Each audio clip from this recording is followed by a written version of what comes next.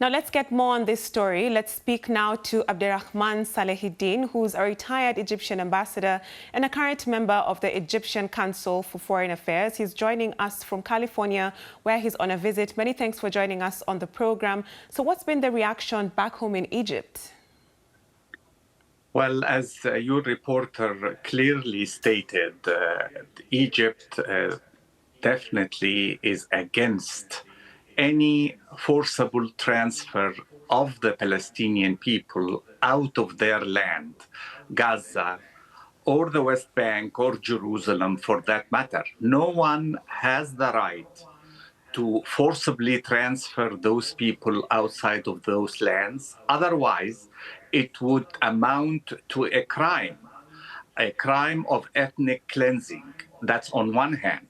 On the other hand, transferring those people against their will to Egypt would constitute a danger to the peace treaty that stood still for 40 years between Egypt and Israel, because those Palestinians are not going to forget about their stolen land.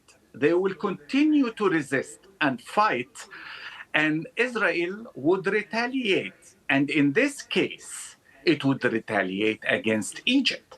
And the peace treaty between Egypt and Israel would be in jeopardy. I don't think Egypt, Israel, or the United States would have interest in such a proposal.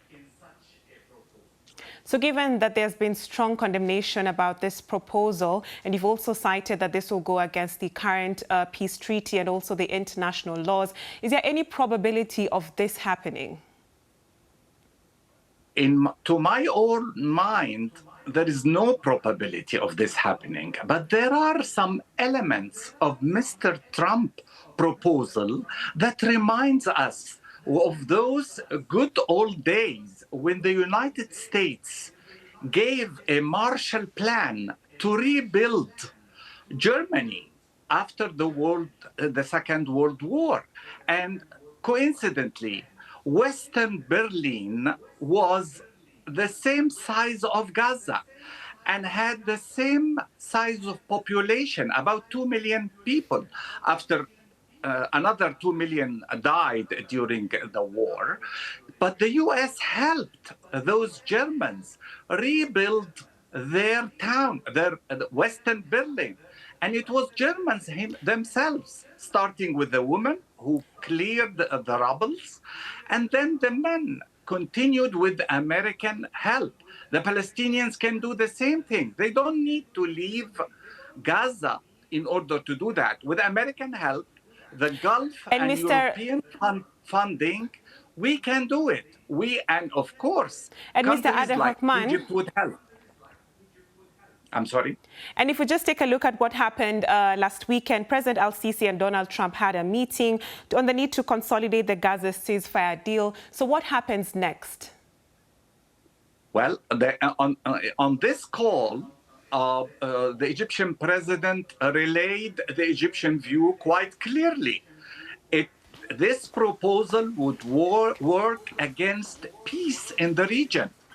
If we would like to build on the ceasefire that has already started, we should be talking now on the second phase about a full Israeli withdrawal from Gaza, military withdrawal.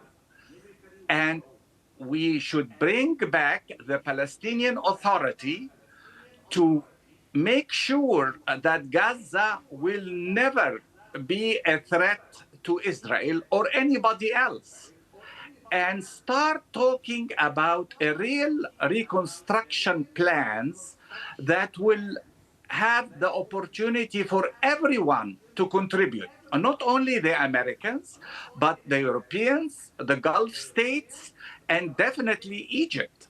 And we are willing in Egypt to play that role. No one can take over Gaza from its own people, the Palestinian.